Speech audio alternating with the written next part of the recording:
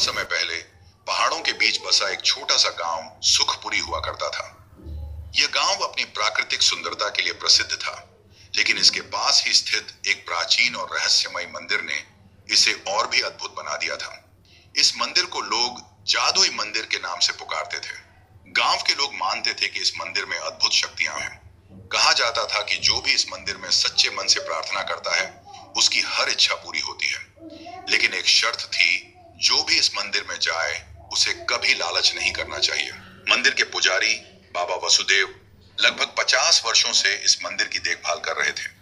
बाबा गांव वालों को हमेशा सचेत करते थे कि कोई भी लालच में आकर मंदिर की शक्ति का दुरुपयोग न करे। उन्होंने कई बार गांव के लोगों को चेतावनी दी थी कि जो भी इस नियम का उल्लंघन करेगा उसे गंभीर परिणाम भुगतने पड़ेंगे। फिर भी जादुई मंदिर की ख्याति दूर दूर तक फैल चुकी थी। दूसरे गांवों से भी लोग यहाँ आते और अपनी मन्नतें मांगते। कई लोग अपनी समस्याओं का हल पाकर लौटते, जबकि कुछ लोग खाली हाथ वापस जाते। गांव में रमेश नाम का एक युवक रहता था। वह मेहनती था, लेकिन हमेशा अधिक धन कमाने की सोचता रहता था। उसने कई बार जादुई मंदिर के बारे में सुना था। उसने देखा कि उसके कई मित्र मंदिर में जाकर अपनी समस्याओं का हल पाकर लौटे हैं। रमेश का सपना था कि उसके पास खूब सारा धन हो ताकि वह आराम से जीवन जी सके। एक दिन उसने अपने मित्रों से जादुई मंदिर के बारे में और जानकारी ली। उन्होंने बताया, रमेश, वहां जाकर सच्चे मन से मांगना, लेकिन याद रखना कभी भी लालच मत करना। रमेश ने मन ही मन सोचा, अगर यह मंदिर सच में इतना शक्तिशाली है तो मैं एक बार में ही अपनी सारी इच्छाएं पूरी कर सकता हूं। रमेश ने अगले ही दिन मंदिर जाने का निश्चय किया। सुबह सुबह जब सूर्य की पहली किरणें पहाड़ियों पर पड़ रही थीं, वह मंदिर पहुंचा।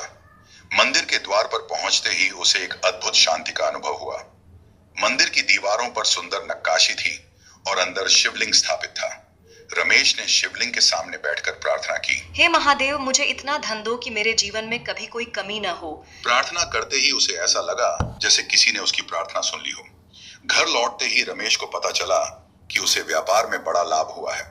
उसके पास इतना धन आ गया कि गांव में उसकी चर्चा होने लगी। लेकिन रमेश का मन अब भी संतुष्ट नहीं था। वह और अधिक धन चाहता था। कुछ महीनों बाद रमेश ने फिर से मंदिर जाने का निश्चय किया। इस बार उसने और भी बड़ा सपना देखा, गांव का सबसे अमीर व्यक्ति बनने का। मंदिर पहुंचते ही उसने फिर से प्रार्थना की, हे महादेव, मुझे और अधिक धन दो, मुझे पूरे गांव का सबसे अमीर व्यक्ति बना दो। इस बार भी उसकी प्रार्थना पूरी हुई। उसके खेतों में अधिक फसल हुई, व्यापार में और भी लाभ हुआ। धीरे धीरे उसका लालच बढ़ता गया। अब वह सिर्फ धनवान नहीं बनना चाहता था, बल्कि पूरे इलाके का सबसे शक्तिशाली व्यक्ति बनना चाहता था। जब रमेश ने तीसरी बार मंदिर में जाकर और भी धन की मांग की, तो मंदिर के अंदर से एक गंभीर आवाज आई, रमेश, तुम्हारा लालच बढ़ता जा रहा है, सावधान रहो वरना इसका परिणाम बुरा होगा। लेकिन रमेश ने इस चेतावनी को नजरअंदाज कर दिया। उसने सोचा, जब तक मेरी इच्छाएं पूरी हो रही हैं, मुझे कोई चिंता करने की जरूरत नहीं है। अब रमेश का लालच चरम पर पहुंच चुका था। वह पूरे राज्य का सबसे अमीर और शक्तिशाली व्यक्ति बनना चाहता था। एक रात जब सभी सो रहे थे, वह फिर से मंदिर पहुंचा। इस बार उसकी आंखों में और भी अधिक लालच था। उसने मंदिर के अंदर जाकर ऊंची आवाज में कहा, हे महादेव, मुझे इस दुनिया का सबसे अमीर और शक्तिशाली व्यक्ति बना दो। मेरी शक्ति ऐसी हो कि कोई मुझे हरा न सके। अचानक मंदिर में हलचल मच गई।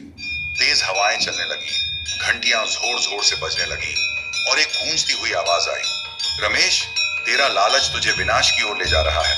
अब तुझे इसका परिणाम भुगतना होगा। अगली सुबह गांव के लोग मंदिर पहुंचे तो देखा कि रमेश बेहोश पड़ा है। जब उसे होश आया तो उसने पाया कि उसका सारा धन और संपत्ति नष्ट हो चुकी है। उसके खेत सूख गए, व्यापार बंद हो गया और उसके सारे साथी उससे किनारा कर चुके थे। रमेश समझ गया कि उसका लालच ही उसका सबसे बड़ा शत्रु था। उसने बाबा वसुदेव से माफी मांगी और अपनी गलती स्वीकार की। बाबा ने कहा, लालच इंसान को अंधा बना देता है। जादुई मंदिर की शक्ति तुम्हारी भलाई के लिए थी, लेकिन तुमने इसका दुरुपयोग किया। अब तुम्हें अपनी मेहनत से सब कुछ वापस पाना। रमेश ने गांव के लोगों से माफी मांगी और अपनी गलतियों को सुधारने का प्रण लिया। उसने फिर से मेहनत की और धीरे धीरे अपनी पुरानी स्थिति को सुधार लिया। अब वह समझ चुका था कि लालच मनुष्य को विनाश की ओर ले जाता है। लालच का परिणाम सदैव विनाशकारी होता है। शक्ति और धन का सदुपयोग ही सच्ची भक्ति है। जादू और चमत्कार तभी फलदायक होते हैं जब उनका उपयोग सही उद्देश्य के लिए किया जाए। इस प्रकार जादुई मंदिर का रहस्य केवल मंदिर की शक्ति में नहीं था, बल्कि उन लोगों के मन की सच्चाई में था जो उसे पाने की चाह रखते थे।